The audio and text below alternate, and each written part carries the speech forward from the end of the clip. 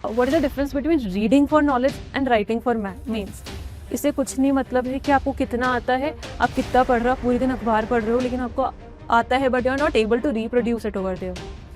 आपको मार्क्स मिलते हैं आपकी नॉलेज को क्लियर सिंपल भाषा में जो सवाल पूछा है उतना ही जवाब देने के लिए।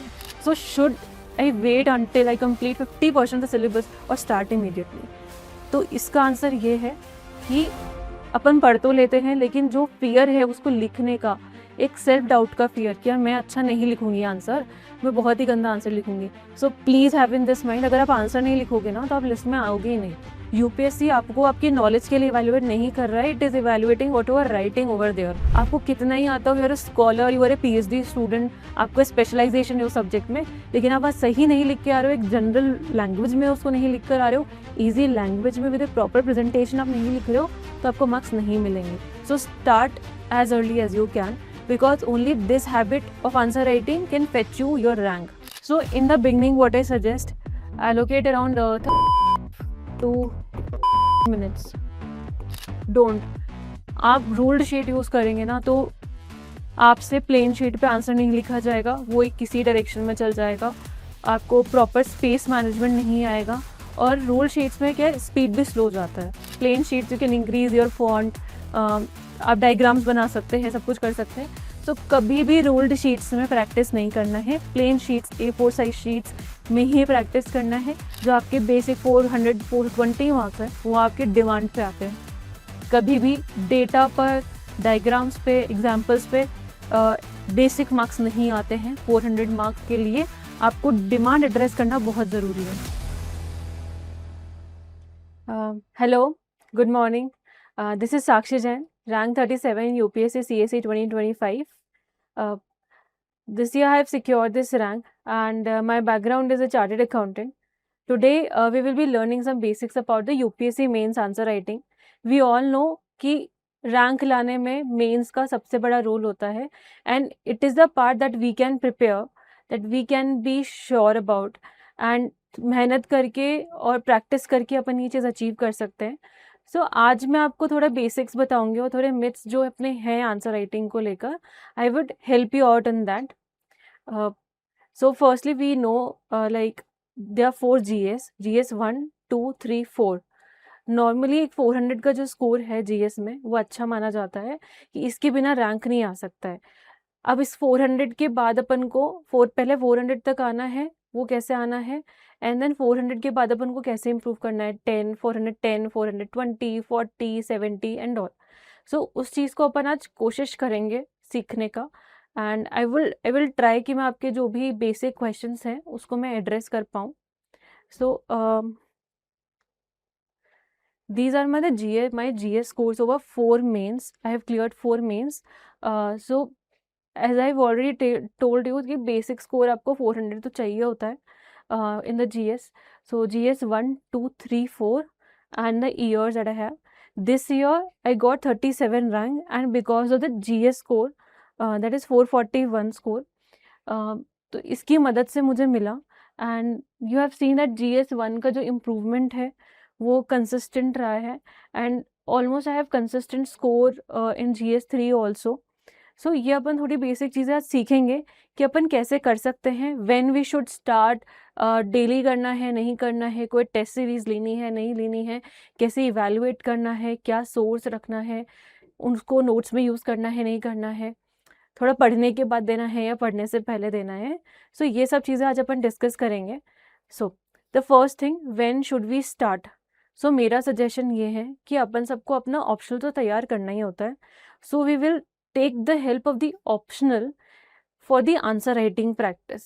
सो अपन जब स्टार्ट करते हैं प्रिपरेशन, फॉर एग्जाम्पल आज अपन ने शुरू करा प्रिपरेशन, सो जो भी अपन ऑप्शनल ले रहे हैं, जैसे मेरा कॉमर्स एंड अकाउंटेंसी ऑप्शनल था, सो उसमें जो पेपर 2 था वो पूरा थियोरेटिकल पेपर है। सो मैंने क्या करा कि एक पार्ट उठाया, एक चैप्टर पढ़ा, दूसरा चैप्टर पढ़ा, तो मैंने चैप्टर टेस्ट लगाए शुरू में जो उसके PYQs हैं। अब ऑप्शनल में और GS में क्या सेम है कि इंट्रो बॉडी कंक्लूजन वाला जो पैटर्न है वो दोनों में सेम है। सो एक हैबिट आपकी डेवलप हो जाएगी। आपका ऑप्शनल तो आपको प्रिपेयर करना ही है, तो उसकी ही आप मदद लो GS में। सो आप इंट्रो लिखोगे, बॉडी, कंक्लूजन, और जब अपन ऑप्शनल पढ़ रहे होते हैं तो आंसर राइटिंग से वो याद भी हो जाता है। सो इसको अपन एज ए बेसिक फाउंडेशन रखेंगे आंसर राइटिंग के लिए। सो आप ऑप्शनल में चैप्टर टेस्ट लगाएं, आप सेक्शन टेस्ट लगाएं, आप पेपर वाइज टेस्ट लगाएं। सो ओवर द टाइम ये चीज़ होगा तैयार। एंड इसके साथ साथ आप क्या कर रहे होंगे कि आप अपना जीएस भी प्रिपेयर कर रहे होंगे। For example you might be studying polity, economy, history, art, ancient medieval art culture, जो ये सब पार्ट्स है।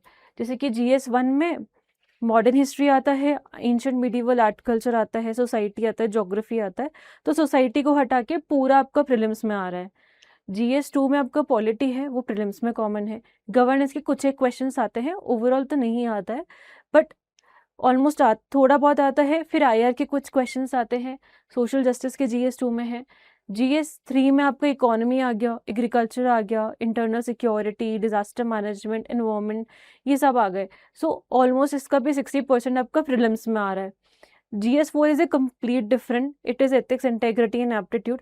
सो इसका आंसर राइटिंग पैटर्न ही और प्रिपरेशन पैटर्न ही डिफरेंट है। ये बाकी जीएस की तरह नहीं है, सिर्फ इंट्रो, बॉडी, कंक्लूजन सेम है, but a pattern of answer is different. How would you address it? How would you comprehend a question is completely different. Meanwhile, in this video only, I will also tell you like मैंने कहाँ से सीखी answer writing, मैंने किन toppers को follow करा। मैंने जैसे सेल्फ स्टडी करा था, मैंने किसी कोचिंग से मतलब कोई डेली आंसर राइटिंग इवैल्यूएशन नहीं लिया था। सो मैं आपको बता सकती हूँ आप खुद से भी कैसे प्रिपेयर करेंगे, खुद के ही इवैल्यूएटर आप कैसे बन सकते हैं, खुद को ही आप कैसे एनालाइज कर सकते हैं अपने आंसर को, और कैसे इम्प्रूव कर सकते हैं। So I have taken the test in the mains time, but जैसे डेली आंसर राइटिंग का था या जो मैं प्रीवियस ईयर क्वेश्चंस की करती थी आंसर राइटिंग, उसमें मैंने नहीं लिया। एंड अगर अपन टेस्ट भी लगाते हैं तो वी ऑल नो कि टेस्ट का भी इवैल्यूएशन इतना अच्छा नहीं आता है, because they get thousands and thousands of copies, so they can't give you a personalised feedback. So आपका फीडबैक आपका खुद का होता है, you analyse because you have to score. So वो चीज़ भी अपन आगे देखेंगे। तो फर्स्ट कि ये जो आता है क्वेश्चन कि यार मैं कब आंसर राइटिंग शुरू करूं, बिकॉज अपन पढ़ तो लेते हैं लेकिन जो फियर है उसको लिखने का, एक सेल्फ डाउट का फियर कि यार मैं अच्छा नहीं लिखूंगी आंसर, मैं बहुत ही गंदा आंसर लिखूंगी। So please have in this mind, अगर आप आंसर नहीं लिखोगे ना तो आप लिस्ट में आओगे ही नहीं, आपको वहाँ पर लिखना है। यूपीएससी आपको आपकी नॉलेज के लिए इवैल्यूएट नहीं कर रहा है, it is evaluating what you are writing over there. आपको नहीं आता, आप अच्छा लिख के आ रहे हो, कैसे भी लिख कर आ रहे हो, वो आपको मार्क्स देगा।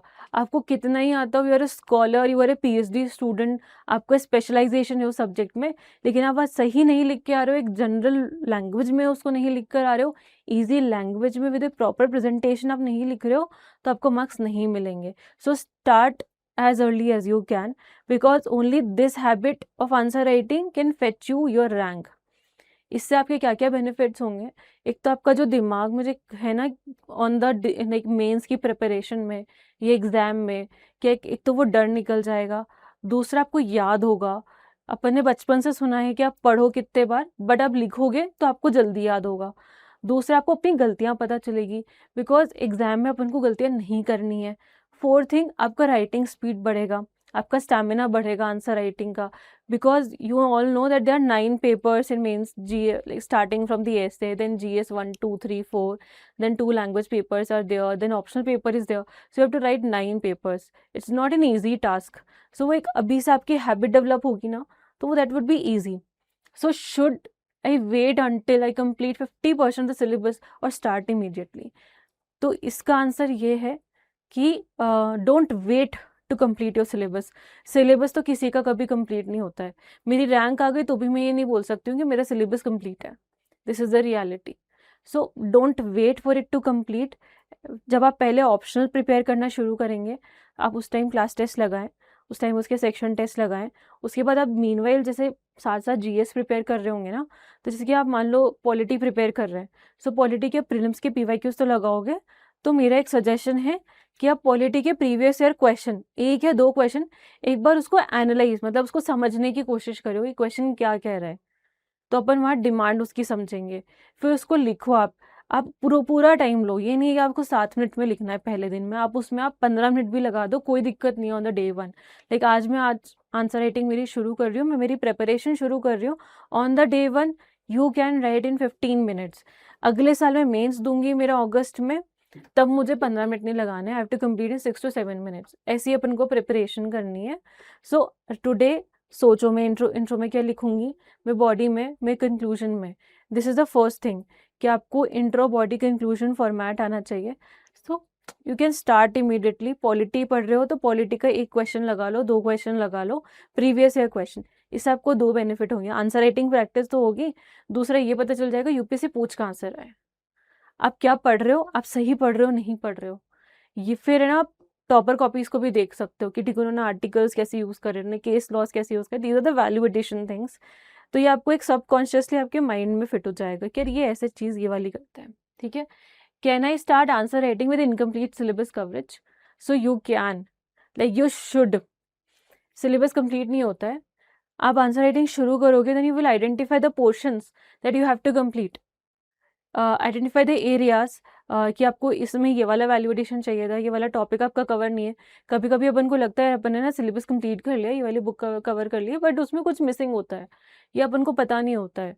सो इसके तरीके से आप प्रीवियस ईयर क्वेश्चंस का प्रैक्टिस करेंगे किसी भी टेस्ट या किसी भी कोचिंग से, आप everyone covers in a decent manner, so आप करेंगे तो आपका इससे ही सिलेबस कवर होगा। जैसे जो रिवर्स इंजीनियरिंग अपन कहते हैं ना कि प्रीवियस ईयर क्वेश्चन से आप कर लो, प्रीलिम्स में भी बोलते हैं, या आपने कोई और एग्जामिनेशन दिया होगा उसमें भी अपन देखते हैं कि अपना जो सिलेबस है अपन उसको प्रीवियस ईयर क्वेश्चन से कंप्लीट करते हैं। सो आप अपने टेस्ट और आंसर राइटिंग से ही आपका सिलेबस कवर होगा। So I think this question is not even logical कि इनकम्प्लीट सिलेबस कवरेज की वजह से मैं आंसर राइटिंग नहीं कर पा रहा। मेरे अकॉर्डिंग ना आंसर राइटिंग से आपका सिलेबस कवरेज होता है। Then third is, what is the right time to begin, before prelims or after? Before prelims, you should be means ready before prelims. At least you should have a habit of writing the answer in those blank paper with appropriate like space management कि ठीक है शुरू वाले portion में इतने में intro आ गया, अब मुझे थोड़ा सिमेटिक बनाना है या डायग्राम बनाना है तो वो इतने से में आ गया। देन बॉडी 1 मैंने एड्रेस कर दी है, बॉडी 2 जो 2 डिमांड होती है 10 मार्कर में, 3 डिमांड यूजुअली होती है 15 मार्कर में, तो वो मैंने ऐसे एड्रेस कर दी। देन मैंने कंक्लूजन लिख दिया है, ये वाली चीज। Now what is the difference between reading for knowledge and writing for mains? So जैसे कि मैंने पहले बोला था, they are not like judging your कि आपके दिमाग में कितना कुछ है, आपको कितना कुछ आता है। जो लोग भी वीडियो देख रहे हैं उनको हो सकता है कि मुझसे ज़्यादा आता हो, but I have wrote in the examination, that is how I got the marks. So इससे कुछ नहीं मतलब है कि आपको कितना आता है, आप कितना पढ़ रहे हो, आप पूरे दिन अखबार पढ़ रहे हो लेकिन आपको आता है but you are not able to reproduce it over there.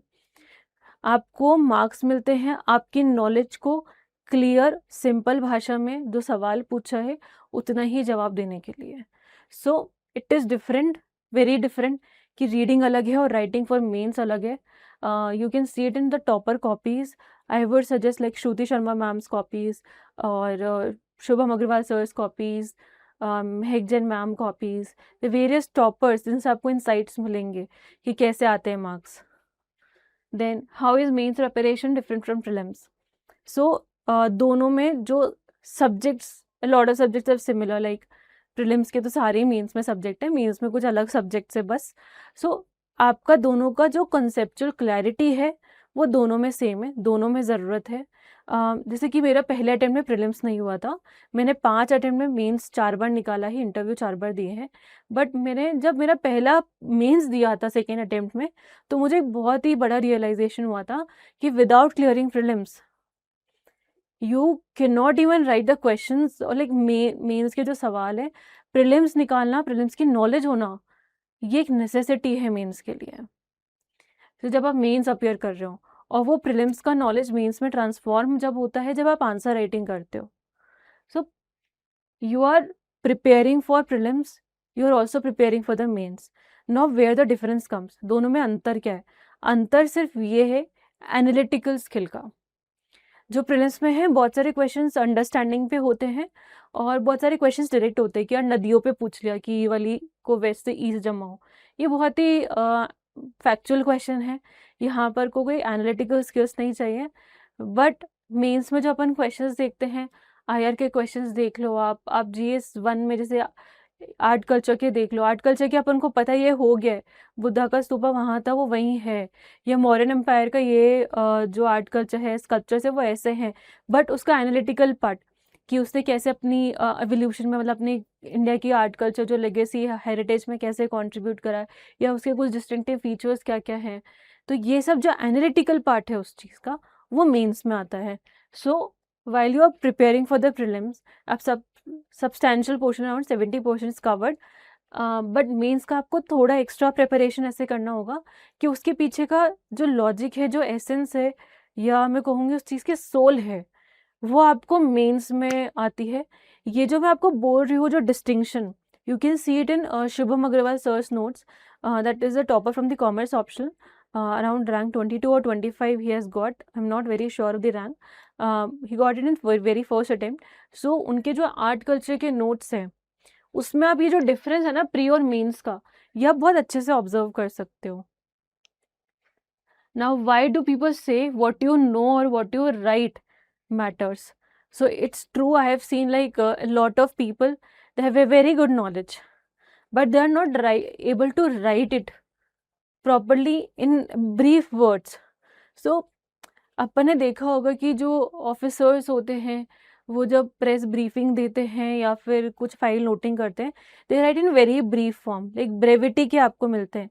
So UPSC जो 150-250 वर्ड्स का आपको लिमिट दे रहा है वो इसीलिए दे रहा है, दे वांट टू चेक कि आप जो पूछा है उसको ब्रीफली लिख सकते हो या नहीं लिख सकते हो, टू द पॉइंट बात कर सकते हो या नहीं कर सकते हो। अपन को वहाँ पर गाथा नहीं गानी है आंसर में। सो दैट इज़ वो डिफरेंस है कि आप क्या जानते हो और आप क्या लिखते हो और कैसे लिखते हो। आपको उतना लिखना है जितना पूछा है, और उसको प्रॉपर प्रेजेंटेशन और फॉर्मेटिंग के साथ आपको लिखना है कि इंट्रो क्या, इंट्रो में अपन क्या देते हैं, ये देते हैं कि ठीक है इसका डेफिनेशन दे दिया, इसका बैकग्राउंड बता दिया, करंट में क्या ये लिख दिया, बॉडी क्या होती है, 2 डिमांड पूछ ली है तो बॉडी 1 बॉडी 2 2 पार्ट बन गए अपने, जो मेन उसका एसेंस है वो वहाँ से आता है।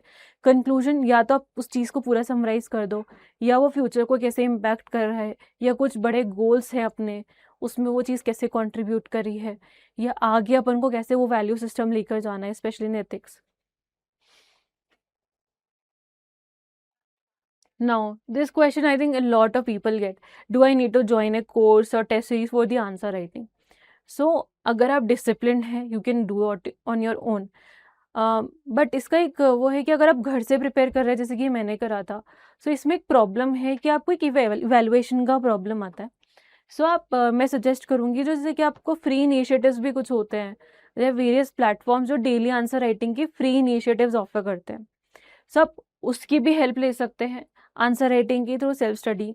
और एक मैंने पहले बताया था कि आप प्रीवियस ईयर क्वेश्चंस का हेल्प ले सकते हैं, जैसे कि GS1 स्टैटिक है, GS2 में पॉलिटी वाला बहुत कुछ स्टैटिक है, GS4 तो ऐसा है कि उसमें कुछ करंट का लिंकेज नहीं है, it's an all like static subject.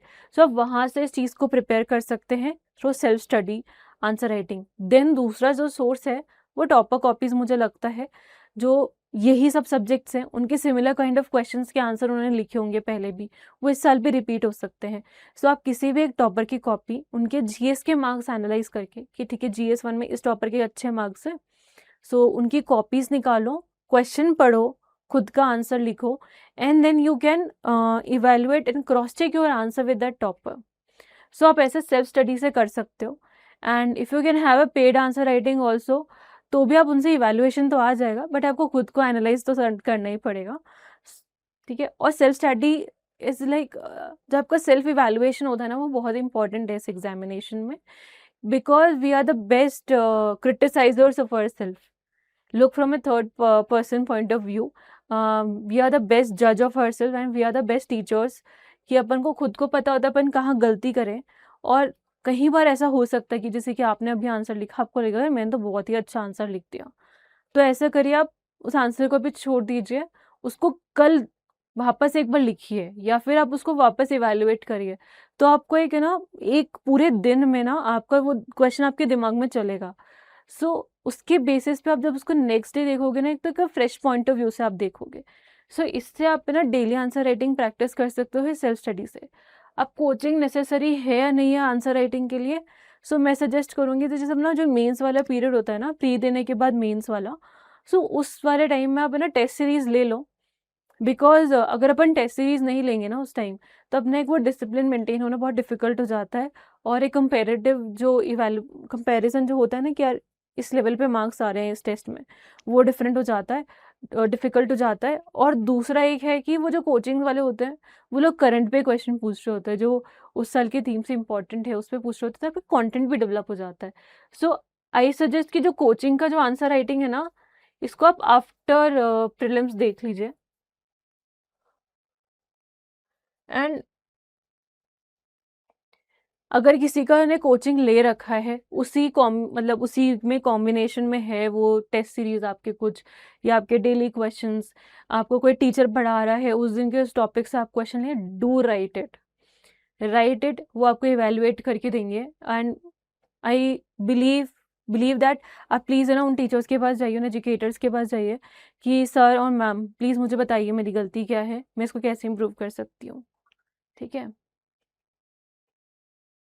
What materials do I need to start answer writing? Should I use ruled notebooks or plain sheets? We all know कि like if you don't if you are a beginner, then जो examination जो UPSC का sheet होता है वो plane sheet होता है, उसमें बस लाइन 4 लाइन खींची हुई होती है, एरिया दिया हुआ होता है, इसमें आपको लिखना है। सो डोंट यूज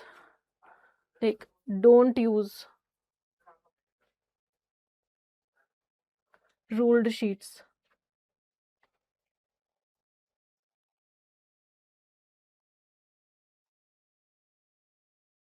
डोंट, आप रूल्ड शीट यूज़ करेंगे ना तो आपसे प्लेन शीट पे आंसर नहीं लिखा जाएगा, वो एक किसी डायरेक्शन में चल जाएगा, आपको प्रॉपर स्पेस मैनेजमेंट नहीं आएगा। और रूल शीट्स में क्या है, स्पीड भी स्लो हो जाता है। In like plain sheet you can increase your font, आप डायग्राम्स बना सकते हैं, सब कुछ कर सकते हैं। सो कभी भी रूल्ड शीट्स में प्रैक्टिस नहीं करना है, plain sheets A4 size sheets में ही प्रैक्टिस करना है। अगर आप स्मॉल टाउन से हैं जहाँ पर यूपीएससी का मटेरियल अवेलेबल नहीं है, सो आप क्या करें, आप यूपीएससी के फॉर्मेट के कुछ कोचिंग्स ने निकाल रखा है, उसका जो पूरा डायमेंशन है कि इतना वो लोग देते हैं, सो उसको आप अपने लैपटॉप जो कंप्यूटर जिस पे भी आप उसको डिज़ाइन कर ले, उस पेपर को 4 lines you have to just draw according to the dimension, और उसको A4 साइज पेपर पे आप प्रिंट कर लें। जैसे बहुत सारी प्रिंट आप निकाल सकते हैं। दूसरा तरीका है, आज लाइक बहुत अमेज़ॉन वगैरह पे आप सबको आपको ना यूपीएससी का शीट का नोटबुक मिल जाएगा, सो उन पे आप कर सकते हैं। Do I need special answer writing booklets? Those special answer writing booklets are only those जो मैंने आपको बताया कि यूपीएससी के आंसर राइटिंग बुकलेट्स अमेजोन वगैरह किसी पे भी प्लेटफॉर्म पे आपको मिल जाएगी, तो आप वो भी यूज़ कर सकते हैं। मैं सजेस्ट करूँगी कि आप जो बुकलेट्स आती हैं उनको यूज़ करें, बिकॉज इसका बेनिफिट ये है कि आप GS 1 2 3 4 की आप 4 नोटबुक्स बना सकते हैं और हर नोटबुक में आप आंसर लिख सकते हैं अलग अलग GS का। तो आपको ना ओवर द टाइम अपना ही इम्प्रूवमेंट दिखेगा, अपनी ही गलतियाँ को आप कैसे सुधारे हैं वो चीज़ दिखेगी, और एक जगह वो चीज़ रहेगी, तो it will also help you for the content also. Then what pen और hand writing standards are expected? So pen, पहला जो नॉर्मली जो मैंने देखा है V5 यूज़ करने का, पेन को मैंने देखा है V5 का। अगर आपको कोई और पेन यूज़ करना है तो उसमें आप ये ध्यान रखिए कि वो बहुत लाइट हो हाथ में, बिकॉज अपन को 9 पेपर लिखने हैं बैक टू बैक, अपन को 5 पेपर लिखने हैं first session in the 3 days, तो आपका जो पेन है वो बहुत लाइट होना चाहिए कि आपका हाथ ना दुखे। ठीक है। और I would suggest ink pen, because ball pen थोड़े डिफ़िकल्ट होते हैं लिखने में, और हैंड राइटिंग भी इतनी अच्छी नहीं आती है जितनी इंक पेन या जेल पेन्स में आती है। और हैंड राइटिंग स्टैंडर्ड्स, बहुत लोगों को मैंने बोलते हुए सुना है कि यार हमारी ना हैंड राइटिंग बहुत ख़राब है तो इसलिए हमको मार्क्स नहीं मिले। सो हैंड राइटिंग या देखो, आप कभी किसी की कॉपी देखो और आपको समझ में ही नहीं आएगा तो आप कैसे इवैल्यूएट करोगे? और आपकी जो कॉपीज़ है वो एग्जामिनर्स के पास जा रही है, उनके पास थाउजेंड्स ऑफ कॉपीज़ आ रही है, और कोई ऐसी कॉपी आ जाए कि आप बिल्कुल ऐसा लिखा है कि कीड़े मकोड़ों की तरह लिख दिया है, अच्छा नहीं लिखा है, तो उसका सर दर्द हो जाएगा। वो आपने अच्छा कंटेंट भी लिखा होगा ना तो भी आपको मार्क्स नहीं मिलेंगे। सो इस hand writings must be legible, आपका लेजिबल होनी चाहिए। मैं ये नहीं कहूँगी आपको कि आप बहुत ही सुंदर मोती जैसे अक्षर लिखें, ये चीज़ नहीं, बट लेजिबल हैंडराइटिंग होनी चाहिए। ये भी ज़रूरी नहीं है कि कर्सिव हैंडराइटिंग होनी चाहिए, आपकी नॉन कर्सिव हैंडराइटिंग भी हो सकती है। It's not a like UPSC ने स्टैंडर्ड्स डिफाइन नहीं कर रखे हैं कि हम लोग को कैलीग्राफिस्ट बनना है या बहुत ही हैंडराइटिंग है हमारा कॉम्पिटिशन है, वो चीज़ नहीं है। बट प्लीज़ अपने वर्ड समझ में आने चाहिए, वो चीज़ होनी चाहिए बस। How much time should I dedicate daily to answer writing as a beginner? Should I write one question or 3 to 4 questions daily? So I would suggest in the beginning, जैसे कि आपको हो सकता है कि नॉर्मल जो स्टैंडर्ड टाइम होता है एक आंसर का 10 मार्कर का होता है 7 मिनट्स, और जो 15 मार्कर का होता है वो होता है 10 to 11 minutes।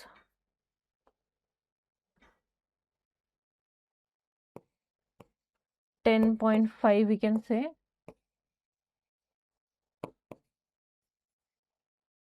सो ये तो अपना जो यूपीएससी में अपन को चाहिए, जिस स्टैंडर्ड पे अपन को अचीव करना है, बट शुरू में ना अपन को इतना कुछ आता है, वी हैव ए फियर, और अपने पास पढ़ाई का भी बहुत सारा लोड है कि तो अपन आंसर राइटिंग में इतना दे दे।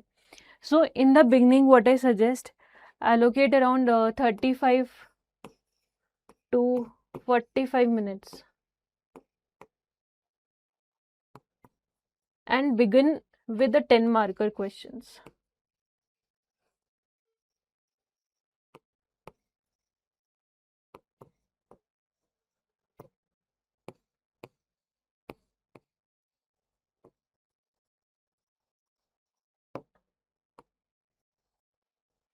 तो 35 to 45 मिनट्स आप दीजिए शुरू में and begin with the 10 mark का क्वेश्चंस। एक बहुत अच्छा टेक्निक मैं आपको बताऊं, आप ये जो क्वेश्चन है ना इसको आप मॉर्निंग में ही लिख लीजिए, या जब भी आप फर्स्ट सेट ऑफ सेशन लगाते हैं आपकी स्टडी का। जैसे मैं मॉर्निंग पर्सन हूँ, सो मैं मेरा first set of study morning में लग जाता था, 6-7 o'clock पे मेरा लग जाता था। तो मैं मॉर्निंग में उठते 1 या 2-3 सवाल जितने मुझे लिखने होते थे ना वो मैं लिखती थी। और दूसरा आप क्या कर सकते हैं, आपका जो लास्ट सेशन है, लाइक मेरा नाइट में होता था लास्ट सेशन, तो उसमें मैं एक क्वेश्चन लिख लेती थी नाइट में।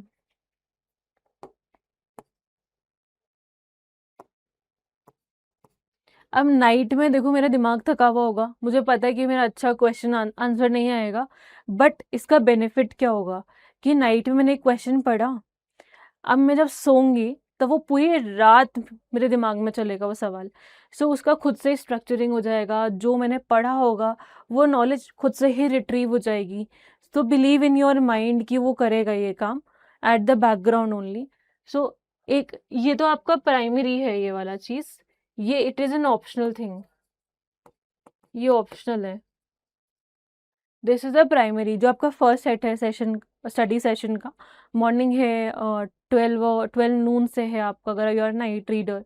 तो आपका जो भी फर्स्ट सेशन है, अब इससे बेनिफिट क्या है जब अपन फर्स्ट सेशन में करते हैं कि आपका शुरू सुबह जब आप फर्स्ट आप जब स्टडी कर रहे हैं ना तब से आपका माइंड फुली एक्टिव हो जाएगा। दूसरा, you will into that groove कि यार मेरे को ये नहीं आता है, सो आप पूरे दिन उसी अकॉर्डिंग उसी ज़ील से पढ़ेंगे। और थर्ड, आपका टेंशन खत्म हो जाएगा, मैंने आंसर राइटिंग तो कर ली है, सो एक बहुत ही अच्छा सेटिस्फैक्शन आएगा आपको उस चीज़ का।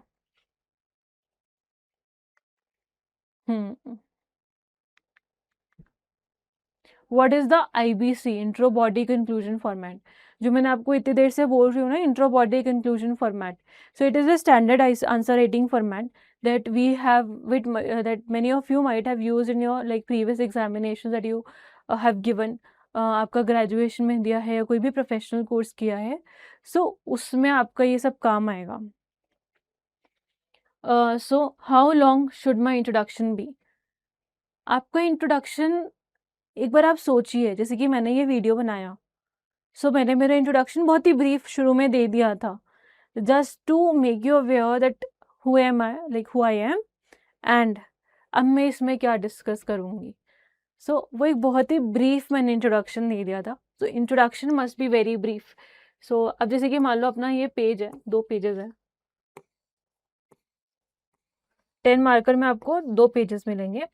question would be here, this is your question and your answer would start from here, ठीक है। अब आपका ना ये इतना एट मैक्स, लाइक अगर हैंड राइटिंग बड़ा है तो 3 लाइन चल जाएगा ना, 2 line, so around 15 words, 15 to 20 words का इंट्रोडक्शन होगा। यहाँ पर अपनी लिमिट है 150 वर्ड्स की 10 मार्कर में। तो आपको इतना ही जाना चाहिए। आपको कोई डायग्राम बनाना है, कुछ भी सिमेटिक बनाना है अगर, सो वो यहाँ खत्म हो जाना चाहिए। Your answer, your body 1 must start from here only, ठीक है। अब आपके first point,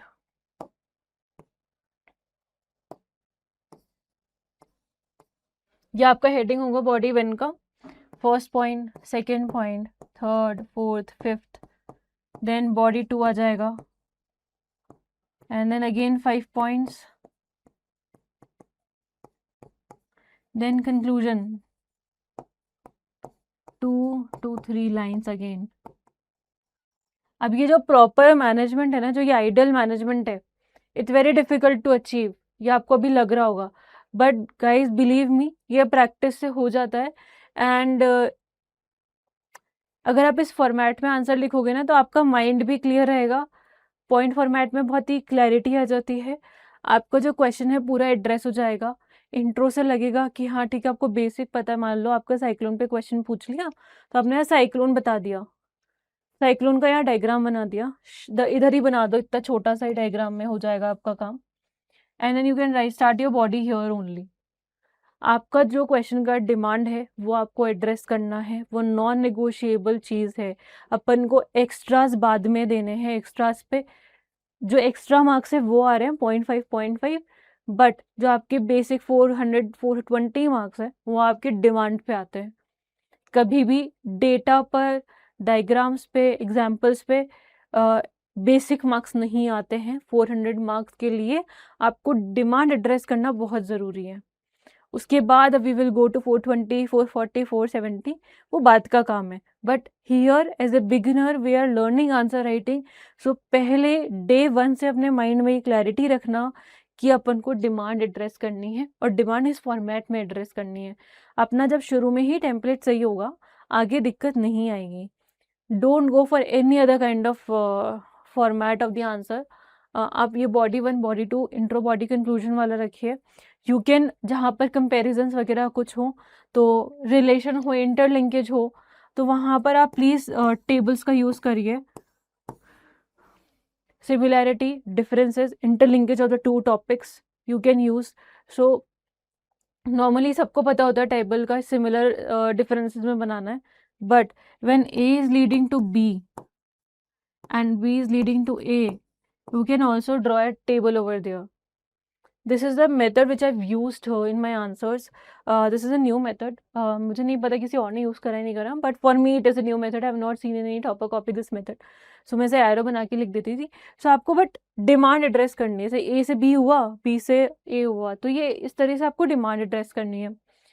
What should go in the body of the answer? मैंने एड्रेस कर दिया डिमांड आपके क्वेश्चन की, कि बॉडी में डिमांड आपकी आएगी। Then in this conclusion, mandatory. So guys, this is not mandatory. Conclusion का एक लाइन लिख दो। कभी कभी अपन बिना कंक्लूजन के भी छोड़ सकते हैं if we have a possibility of time, but जब आप प्रैक्टिस कर रहे हैं, जब आप सीख रहे हैं, तो कंक्लूजन ज़रूर रखिए, ठीक है। ये जो मैं मैंडेटरी वाला आपको बोल रही हूँ ना कि मैंडेटरी नहीं है, ये मैं एग्जाम सिचुएशन के लिए आपको बोल रही हूँ, नॉट एज ऑफ टुडे। आज आंसर राइटिंग प्रैक्टिस के लिए आपको इस चीज़ को मैंडेटरी एज्यूम करके चलना है, कंक्लूजन वाले पार्ट को। But in exam according to the situation you can modify this thing, कि इस चीज़ को मैंडेटरी हो सकता है ना रखे। मैंने जैसे कि नहीं रखा था कहीं पर मैंडेटरी, क्योंकि मुझे मेरा पेपर कंप्लीट करना था, कभी कोई सिचुएशन अराइज हो जाती है। सो जैसे कि इस साल मैंने GS 2 में किसी आंसर में कंक्लूजन नहीं लिखा था, कोई 4-5 आंसर में, but still I scored a decent marks had I written like conclusions. So ये स्कोर हो सकता, मेरा 120 हो सकता था, बट अगर वो आइडियली में करती तो।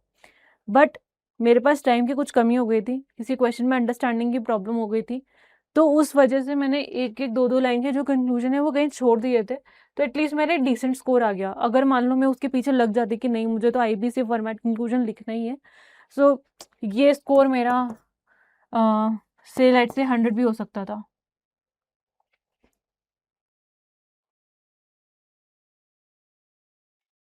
So while practicing, your conclusion is mandatory. As of today, you are a beginner. Mind में टेम्पलेट बना के चलना है कि इंट्रो बॉडी कंक्लूजन फॉर्मेट में लिखना है। It's a complete format of the answer writing. जैसे आप कभी देखते हैं कोई आप आर्टिकल रीड कर रहे हैं तो भी उसमें इंट्रो बॉडी कंक्लूजन का फॉर्मेट होता है।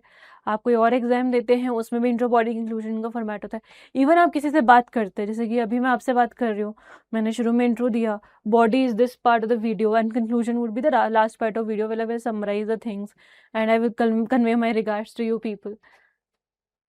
Now, how do I understand what the question is asking? So, इसके बिना तो आपको मार्क्स नहीं मिलेंगे, बिना समझे। अब ये क्वेश्चन क्या पूछ रहा है कि डिमांड क्या है क्वेश्चन की। सो अपन को डिमांड समझना बहुत मुश्किल है and that is where a lot of aspirants find difficulty. अगर आप डिमांड एड्रेस कर देते हैं तो 400 से 410 का स्कोर तो आपके बेयर मिनिमम है, without even value addition.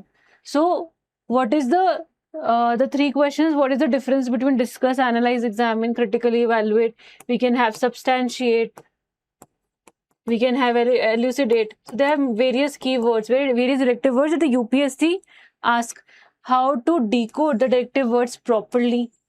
And what if I don't understand the question demand? So these are some of the questions that you might have in your mind. And अब ये काम अपन को करना कैसे है? सो एक तरीका है कि आप कुछ कोचिंग्स की साइट पे है ना लिखा हुआ है कि क्या ये जो डायरेक्टिव वर्ड्स हैं क्या सिग्निफाई करते हैं, तो वो चीज़ आप वहाँ से सीख सकते हैं। एंड एक जो मैंने जो तरीका अडॉप्ट करा था, पहले तो मैंने थोड़ा बहुत ये पढ़ लिया था, बट उसको मैंने इतना मैं बोलूँगी इतना सीरियसली नहीं लिया, बिकॉज ये बहुत ज़्यादा टेक्निकल हो जाता है।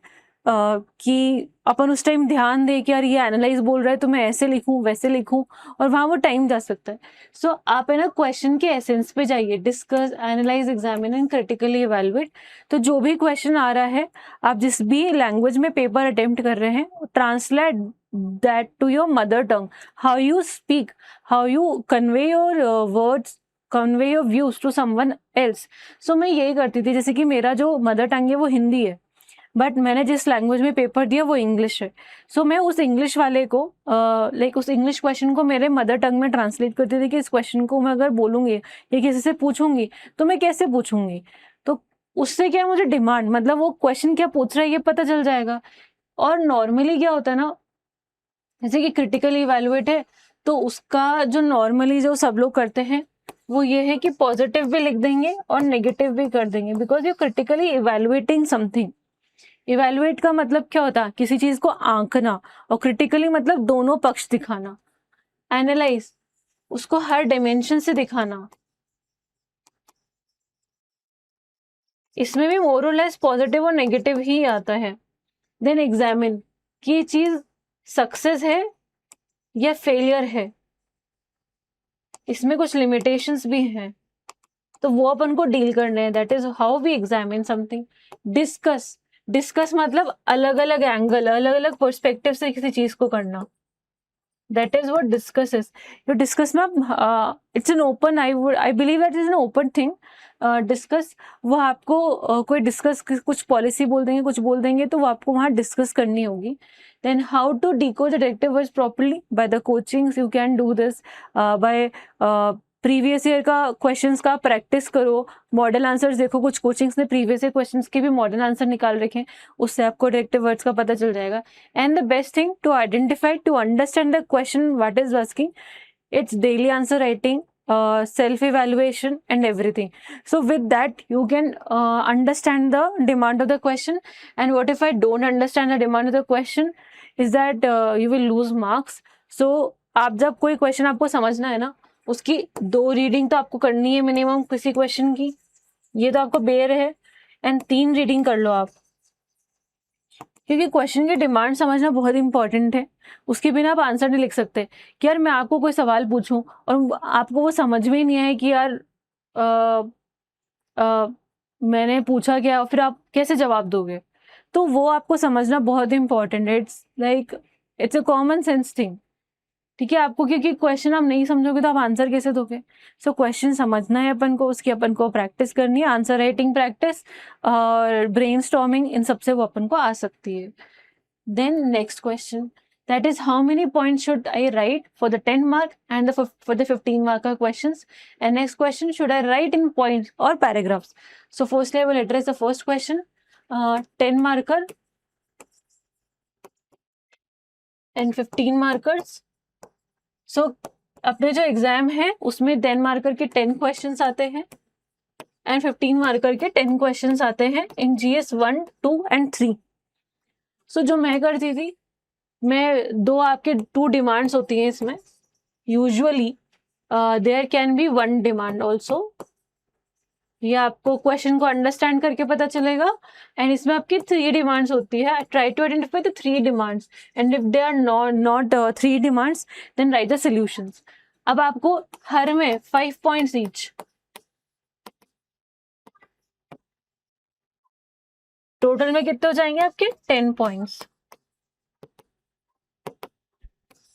इधर आप इसी पैटर्न में लिखोगे तो 15 पॉइंट्स हो जाएंगे आपके, ठीक है। तो मतलब जितने मार्क्स का सवाल है उतने तो आपको पॉइंट्स लिखने हैं और इसको इक्विटेबल डिस्ट्रीब्यूशन में आपको लिखना है 5 5 5 5 5।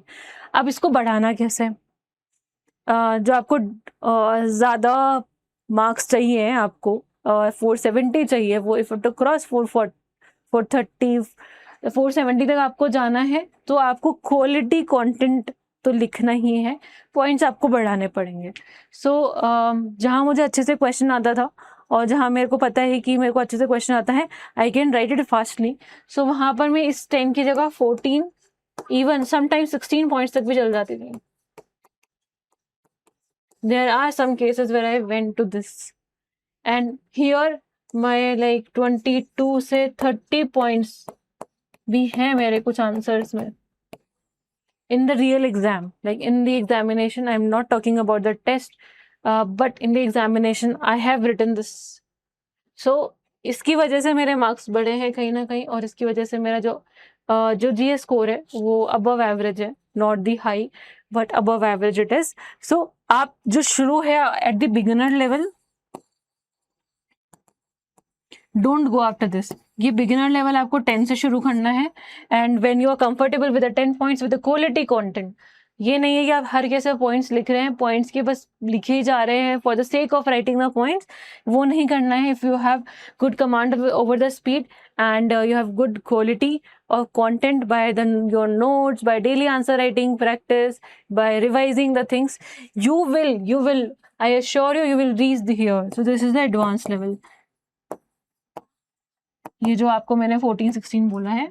Then the next question was, ये जो रहता है ना पॉइंट्स में लिखे पैरा में लिखे। अब आपको मैं इसका रियल एग्जांपल, यहाँ पर जो भी मैंने देखो आपको सवाल है सब, ये सब पॉइंट्स में क्यों लिख रखे, पॉइंट से क्या क्लैरिटी आती है आपको। सो जब अपना एग्जामिनर है, सो वो जो पॉइंट्स में अगर आप उसको दिखाओगे कि यार जो आपके जितना भी आपका आंसर है, सो उसको इवेलुएट करना बहुत इजी रहेगा और हर चीज एक डिस्टिंक्टिवली आपके आंसर में दिखेगी, तो आपकी डिमांड बेटर एड्रेस होगी। इवन व्हाइल राइटिंग योरसेल्फ, जब आप पॉइंट्स में लिखते हैं सो इट हेल्प यू कि आप सही से एड्रेस कर पाए। सो पॉइंट्स में लिखें आप। For GS4 in some questions you can go for the para form, like code questions can be there.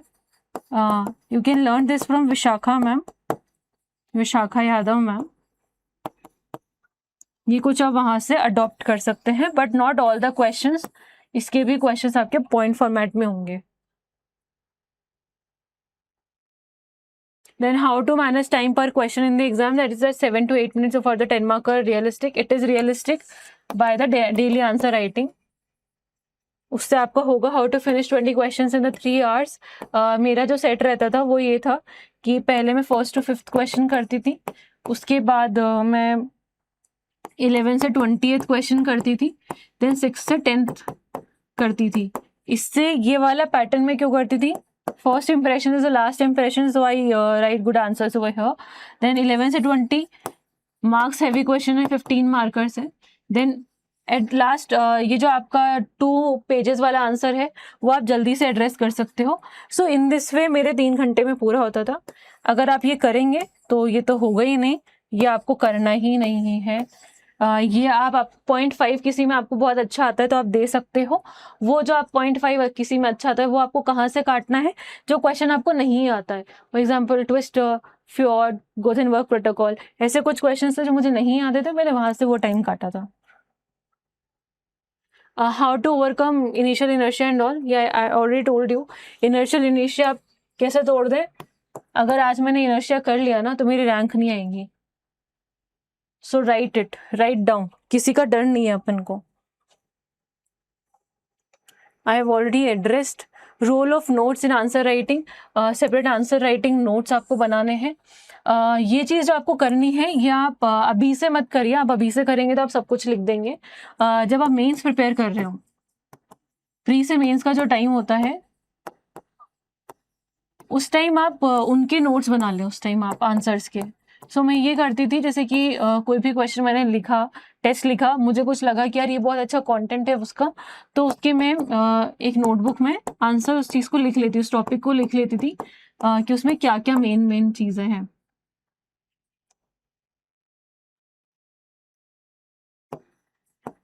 पूरा नहीं लिखना है अपन को, कोई पब्लिश भी नहीं करना है अपने अपन को अपने नोट्स। तो ये टेंशन नहीं लेना है कि अपन किस तरह लिख रहे हैं, बस अपने अंडरस्टैंडिंग के अकॉर्डिंग उसके सॉल्यूशंस, चैलेंजेस, ये वाला मान लो कोई टॉपिक है जैसे कि कंपटीशन कमीशन ऑफ इंडिया का आपको कोई आंसर लिखा, ठीक है, इसकी कुछ सक्सेस रही है बट इसमें ये प्रॉब्लम्स हैं, तो ये 2-3 प्रॉब्लम्स ऐसे लिख ली, ये सक्सेस लिख लिया, और इसमें लिख लिया ठीक है ये इस एक्ट के अंदर है, इस ईयर में आया था, और इसमें अपन इसको कैसे इम्प्रूव कर सकते हैं। तो ये कुछ ब्रीफ अपन पॉइंट्स लिख सकते हैं। How detailed may my note should be. तो for the mains perspective I am telling you, not like आप अपने टेस्ट से कैसे बनाए वो नहीं बोल रही हूँ, बट डिटेल आपके बिगिनिंग में हो सकते हैं, बट लेटर आपको कंसोलिडेट करना है। इस कंसोलिडेट वाला जो चीज़ है ये मैंने शिवानी गोयल मैम से सीखा था। Can I write answers directly without notes, you can, like आपके नोट्स से आपके आंसर्स चेक नहीं हो रहे हैं, you can write it, write without notes also. There are many toppers जो नोट्स नहीं बनाते हैं, तो आप डायरेक्टली भी लिख सकते हैं। ये आपको करना ही पड़ेगा, नोट्स नहीं बनते हैं किसी के भी फर्स्ट डे पर। मेरे तो 6 महीने तक भी नोट्स मैंने नहीं बनाए थे इतने सारे, मैंने तो टॉपर नोट्स यूज़ कर लिए थे बाद में, बट डे 1 पे, इवन डे 30, डे 60 पे भी किसी के नोट्स नहीं बने हुए होते हैं, नाइदर इट इज़ रिकमेंडेड।